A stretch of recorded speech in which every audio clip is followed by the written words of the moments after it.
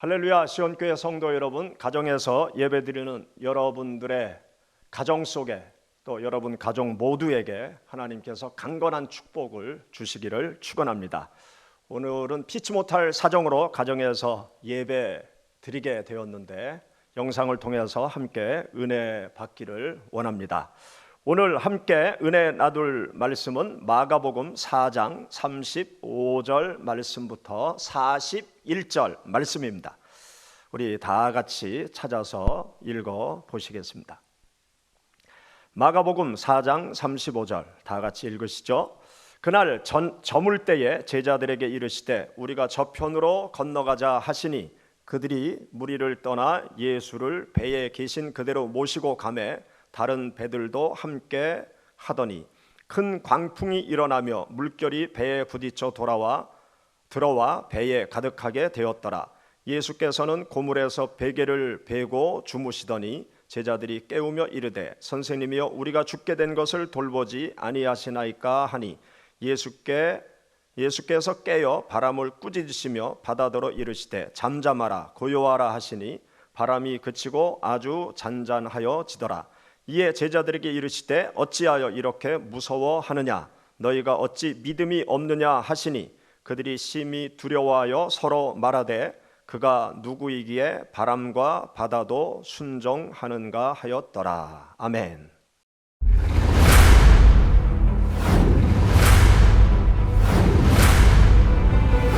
소나무를 같이 먹을 정도로 분명히 하잖아요.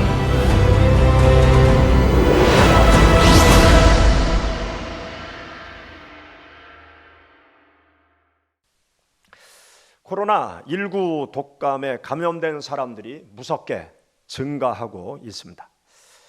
2,000명이 넘는 확진자가 발생했고 20여 명 이상의 사망자가 생기는 위중한 상황이 벌어지고 있습니다. 이런 상황 속에서 많은 사람들이 근심, 걱정, 불안, 두려움, 서로에 대한 불신의 마음들로 요동치고 있습니다. 이런 질병 앞에서 우리들은 지나치게 불안해하거나 두려워하지 말아야 합니다. 그렇다고 지나치게 가볍게 생각해서도 안 될 것입니다. 사실 매년 겨울마다 맞이하는 독감 바이러스와 비교하면 신종 코로나 바이러스의 치명성이 엄청나게 무서운 것은 아닙니다. 한국 겨울 독감 피해 사례를 살펴보면 그것을 알 수 있습니다. 세계 보건기구에 따르면 전 세계 겨울 독감 발병률은 5 내지 10% 수준이고 우리나라도 큰 차이가 없는 것으로 알려져 있습니다. 매년 우리나라에서만 200만 명 이상이 겨울 독감을 앓는다고 합니다. 우리나라에서 작년 2019년 한 해 일반적인 계절 독감으로 사망한 환자가 총 얼마 되는지 아십니까? 행정안정부의 공식적인 통계에 의하면 그 숫자는 720명입니다. 생각보다 엄청나죠? 이건 그저 행안부의 공식적인 발표 자료일 뿐 의학계에서는 최소 1,500명 이상이 될 거라고 보고 있습니다. 실제로 어떤 연구에 의하면 독감으로 인해 사망자는 연간 2,370명 정도라고도 말하고 있습니다. 미국 예방의학저널에 실린 한국의 인플루엔자 관련 초과 사망자 연구에 따르면 2003년부터 2013년까지 매 10년 동안 연평균 사망자는 2,900명으로 분석했습니다. 두 연구 중에 적은 숫자인 2,370명으로 계산한다 해도 2009년 신종 플루엔자 감염자 75만 명, 사망자 270여 명의 10배입니다. 메르스 사망자 38명의 62배나 되는 사람들이 매년 독감 바이러스로 사망하는 셈인 것이죠. 물론 사망자의 대다수는 면역력이 약한 병약자나 고령자들입니다. 미국의 상황은 어떨까요? 미국 질병통제예방센터에 따르면 지난 시즌 2019년 10월부터 2020년 2월까지로 볼 때 미국에서 적어도 1,500만 명의 독감 환자가 발생했고 14만 명이 입원했고 8,200명이 이미 사망했다는 보고입니다. CDC가 1976년부터 2007년까지의 데이터를 분석한 결과 겨울 독감으로 인해 사망하는 사람은 연평균 23,607명에 달한다고 말하고 있습니다. 매년 일반적으로 발생하는 독감 환자나 사망자 수에 비하면 지금의 사태가 크다고 보기는 어렵습니다. 심지어 치사율도 보통 계절 독감보다도 낮다고 보고 있습니다. 그럼에도 코로나19로 인해서 사회가 마비될 정도의 혼란을 겪는 것은 신종이라는 이름에 묻어난 공포로 보아야 한다는 것이 전문가들의 지적인 것입니다. 자신의 페이스북을 통해서 신종 코로나 바이러스에 대한 상세한 전문가 소견을 알리고 있는 이 주역 의사는 이렇게 이야기를 합니다. 독감이든 코로나든 결국 우리가 흔히 경험하는 감기가 세게 걸리는 것으로 그 연장선상에서 생각하는 것이 좋다. 원래 건강이 안 좋았던 분들은 그냥 감기가 낫질 않고 계속 끌다가 어느새 기관지로 가고 폐로 가서 폐렴으로 사망하는 분들이 있다면서 병원체가 뭐냐에 관계없이 중요한 건 내 몸이 튼튼한 상태냐 허약한 상태냐가 관건이라고 말을 했습니다. 이 의사는 독감이든 감기든 바이러스를 죽일 수 있는 치료약은 없다. 결국 자기의 몸의 힘으로 바이러스를 물리쳐야 한다. 무시해서는 안 되지만 코로나 바이러스가 영화에 나오는 좀비 마냥 무서워해 벌벌 떨고 있을 필요는 없다고 말하고 있습니다. 통계를 근거로 과학적인 데이터를 가지고 권고하는 의사들의 말을 전 국민은 귀담아 들어야 합니다. 특히 예수님을 믿는 우리 성도들은 더 귀담아 들어야 합니다. 생각이 만든 감옥이라는 책을 쓴 저자 맨리 홀이라는 사람은 그의 책에서 다음과 같은 말을 하고 있습니다. 두려움은 실체가 없는 경우가 대부분이다. 특히 미래에 대한 막연한 두려움이 그렇다. 예를 들면 비행기를 타려고 하면 갑자기 비행기가 추락해서 전원 사망했다는 기사가 머리에 떠오르면서 두려운 생각이 든다는 거죠. 4차 혁명만 봐도 두려움이 가득한 우울한 전망이 많다. 일자리의 대부분이 사라지고 자녀들은 직업을 구하기 더 어려워질 것이라는 전망은 사람들로 하여금 새로운 기술에 대한 기대와 환호보다는 두려움을 느끼게 한다는 것이죠. 인간은 기본적으로 생존을 향한 본능이 있어서 두려움을 쉽게 느낄 수밖에 없다는 것입니다. 미지의 세계에 대한 두려움이 스스로를 위축시키는 반면에 생명을 보존하는 길이었다는 것입니다.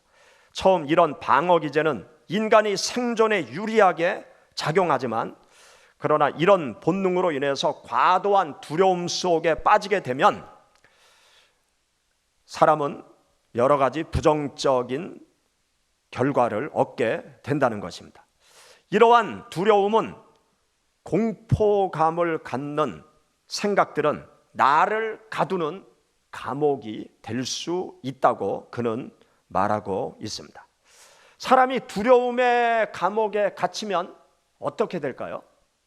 점점 진이 빠지고 우리 몸의 면역 체계가 약화되어질 수밖에 없습니다. 잠언서 17장 22절 말씀에 다음과 같은 말씀이 있어요. 심령의 근심은 뼈를 마르게 하느니라. 두려움의 감옥에 갇히게 되면 몸과 마음이 서서히 무너지게 되는 것입니다. 긍정적인 자세와 자신감도 줄어들고 무기력하게 되어지는 것이죠. 한국 사회가 지금 이와 같은 현상의 늪속으로 지금 빠져 들어가고 있다고 말할 수 있습니다. 사람들이 불안과 두려움 속에서 꼼짝하지 않고 있기에 자영업자들의 곡성이 전국에서 들려오고 있습니다. 사회 전반적으로 불안감이 조성되고 그 안에 속한 개인은 점점 무기력해지고 우울해지고 건강을 해치는 결과가 생겨나게 되는 것입니다. 불안의 감옥, 두려움의 감옥에 갇혀서는 아니 될 것입니다. 불안과 두려움의 감옥에 갇히게 되면 앞이 캄캄해지고 낙심하게 되고 절망하게 되고 포기하게 되는 것입니다. 르네상스 시대 유명한 학자 파라켈수스는 이런 말을 했어요. 모든 병의 근원은 몸 없는 의식의 생각에서 비롯된다. 카프라라는 사람은 모든 원리는 의식의 탐구를 통해서만 알 수 있다고 말한 바 있습니다. 그만큼 나의 의식, 즉 나의 생각이 중요하다는 말이죠. 어떤 생각을 갖고 있느냐에 따라서 그 사람의 운명이 달라질 수 있는 것입니다. 미국에서 실제 발생했던 일입니다. 해안가 항구 도시에 도착한 냉동차가 자기가 싣고 온 정육 제품을 다 하역하고 빈 차로 돌아갈 준비를 하고 있었어요. 그때 하역 작업을 하고 있던 한 인부가 휴식을 위해서 냉동차 안에 들어가서 쉬게 되었습니다. 더운 여름날 냉동차는 최고의 피서지였던 것이죠. 냉동차 안에서 더위를 달래다가 깜빡 잠이 들었습니다. 눈을 떠보니 어느새 냉동차는 고속도로를 달리고 있었습니다. 그때 이 인부에게 살인적인 추위가 엄습해 왔어요. 그리고 속에서 살려주세요, 살려줘, 문 좀 열어줘. 온 힘을 다해서 냉동차 문을 두드렸지만 그 소리가 운전기사의 귀에 들릴 리가 만무했습니다. 그렇게 차는 며칠 동안 쉬지 않고 달렸습니다. 그는 점점 죽어갔습니다. 입술은 파랗게 변하고 피부는 동상으로 감각을 잃어갔습니다. 더 이상 소리 지를 힘도 없어 그대로 차가 멈추기만 기다렸습니다. 며칠 후 냉동차는 마침내 목적지에 도착했고 아무것도 모르는 운전수는 물건을 싣기 위해 냉동칸의 문을 열고 깜짝 놀랐어요. 냉동차 안에는 추위를 견디지 못해서 뻣뻣하게 얼어 죽은 남자의 시체가 있었던 것입니다. 하지만 냉동차 운전수는 어이없어 했어요. 왜냐하면 냉동장치가 꺼진 상태로 있었기 때문에 그런 것입니다. 아니 어떻게 냉동장치가 꺼진 냉동칸에서 사람이 얼어 죽을 수 있지? 그런 생각을 하였습니다. 이 사건은 당시 미국에서 큰 화제를 불러 일으켰어요. 이해할 수 없는 죽음으로 인해서 FBI까지 사건을 조사했어요. 조사한 결과 보고서에 따르면 인부는 생각에 의해 죽었다. 그렇게 결론을 맺었습니다. 즉 냉동차 안에 갇힌 순간 이 차 안에서 나는 냉동이 될 터이고 나는 곧 얼어 죽을 것이다 라는 무서운 생각이 그를 지배하였던 것이죠. 결국 그는 냉동이 안 된 냉동차 안에서 동사에 대한 생각을 떨쳐버리지 못하고 시체가 되었던 것입니다. 잠언서 4장 23절에서 하나님께서 말씀하십니다. 모든 지킬 만한 것 중에 더욱 네 마음을 지켜라. 생명의 근원이 이에서 남이라. 사랑하는 성도 여러분, 의식, 즉 생각이 중요합니다. 어떤 생각을 갖고 있느냐에 따라서 나의 건강, 믿음 생활, 인생이 달라질 수 있는 것입니다. 사랑하는 여러분, 지금의 현실 앞에서 두려워하지 마십시오. 불안해하지 마십시오. 잠시 불안하고 두려울 수 있습니다. 그러나 불안의 감옥에서 신속히 벗어나시기 바랍니다. 두려움의 감옥에서 신속히 벗어나는 그 열쇠는 바로 여러분 자신이 가지고 있습니다. 오늘 우리가 함께 읽은 본문 말씀을 보면 예수님의 제자들이 깊은 밤 갈릴리 바다를 건너가다가 풍랑을 만나게 됩니다. 그들의 경험으로 풍랑을 헤쳐나가 보려고 했지만 다 허사였어요. 바다에서 잔뼈가 굵은 그들의 지금의 상황이 어떤 상황인지 너무나 잘 알고 있었습니다. 이제 바다에 빠져 죽는구나 라는 절망적인 상황에 처하게 되었습니다. 이때 제자들이 어떻게 하였습니까? 포기하였습니까? 아닙니다. 정신 차리고 배 안에 예수님이 계신 사실을 알고 정신 차리고 그들은 예수님을 깨우기 시작했어요. 예수님께 살려달라고 소리를 치기 시작했습니다. 여러분 본문 말씀 37절 38절의 말씀을 보시죠. 큰 광풍이 일어나며 물결이 배에 부딪혀 들어와 배에 가득하게 되었더라. 예수께서는 고물에서 베개를 베고 주무시더니 제자들이 깨우며 이르되 선생님이여 우리가 죽게 된 것을 돌보지 아니하시나이까 하니. 사랑하는 성도 여러분, 풍랑이는 뱃속에 예수님이 계십니다. 전염병이 퍼져나가는 지금 이 땅에 예수님이 계십니다. 전염병의 전염 위험 속에 서 있는 여러분들의 마음 속에 예수님께서 계십니다. 질병만을 바라보면서 불안과 두려움으로 인해 믿음을 잃어버리지 마시기 바랍니다. 전능하신 예수님을 바라보십시오. 전능하신 예수님께 도움을 요청하시기 바랍니다. 하나님, 나를 지켜 주옵소서. 하나님, 우리 가정을 보호하여 주옵소서. 하나님, 이 나라를 질병으로부터 보호하여 주옵소서. 예수님께 기도하시기 바랍니다. 교회에 홀로 조용히 찾아나와 기도할 수 있는 좋은 기회입니다. 코로나19 때문에 세상이 무서워하고 있죠. 그러나 19를 뒤집어 보십시오. 구원이 되는 것입니다. 시편 91편을 읽으면 하나님의 약속의 말씀을 들을 수 있습니다. 다 함께 마지막으로 시편 91편 1절부터 11절의 말씀을 읽어 보시겠습니다. 지존자의 은밀한 곳에 거주하며 전능자의 그늘 아래에 사는 자여, 나는 여호와를 향하여 말하기를 그는 나의 피난처요 나의 요새요 내가 의뢰하는 하나님이라 하리니, 이는 그가 너를 새 사냥꾼의 올무에서와 심한 전염병에서 건지실 것임이로다.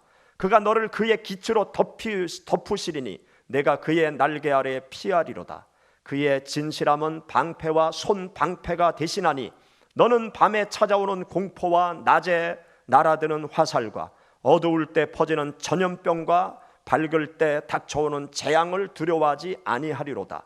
1000명이 내 왼쪽에서 10,000명이 내 오른쪽에서 엎드러지나 이 재앙이 내게 가까이 하지 못하리로다.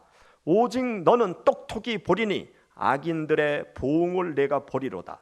내가 말하기를 여호와는 나의 피난처시라 하고 지존자를 너의 거처로 삼았으므로 화가 내게 미치지 못하며 재앙이 내 장막에 가까이 오지 못하리니, 그가 너를 위하여 그의 천사들을 명령하사 내 모든 길에서 너를 지키게 하심이라. 하나님께서 하나님의 자녀된 시온교회 성도님들을 전염병에서 지켜주시기를 주의 이름으로 축원합니다. 기도하겠습니다. 하나님 아버지, 저희를 지켜주옵소서. 저희를 보호하시고 구원하시는 하나님의 은총을 모든 성도들의 가정 속에 허락하여 주옵소서. 예수 그리스도의 이름으로 기도드렸사옵나이다. 아멘. 할렐루야. 승리하시기 바랍니다.